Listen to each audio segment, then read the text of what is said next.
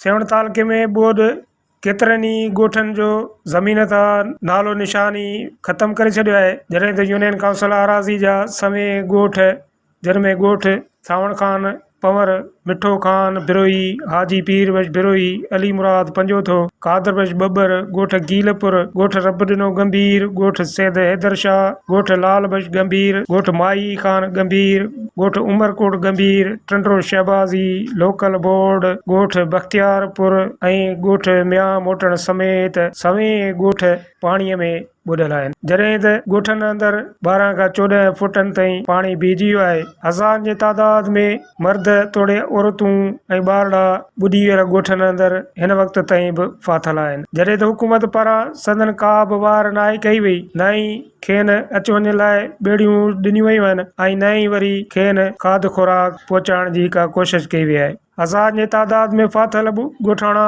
बुखूं काटण ते मजबूर आहिनि ऐं बेयारो मददगार बणिजी ओसीअड़े जो इंतज़ार करे रहिया आहिनि। जॾहिं त समाजी तंज़ीम जे अॻुवाण नाथा फाउंडेशन जे चेयरमैन रमज़ान नाथा पारां ॻोठ बख्तियारपुर ऐं मियां मोटण ऐं अराज़ी में पहुची ॿोॾे पाणी में फाथल ॻोठाणनि खे नाथा फाउंडेशन पारां राशन, पीअण जो साफ़ पाणी ऐं दवाऊं पिणु पुॼायूं वयूं। कैमरामैन काशिफ़ कुंबर सां गॾु Qadir comber, Sindh TV news, सेवण शरीफ।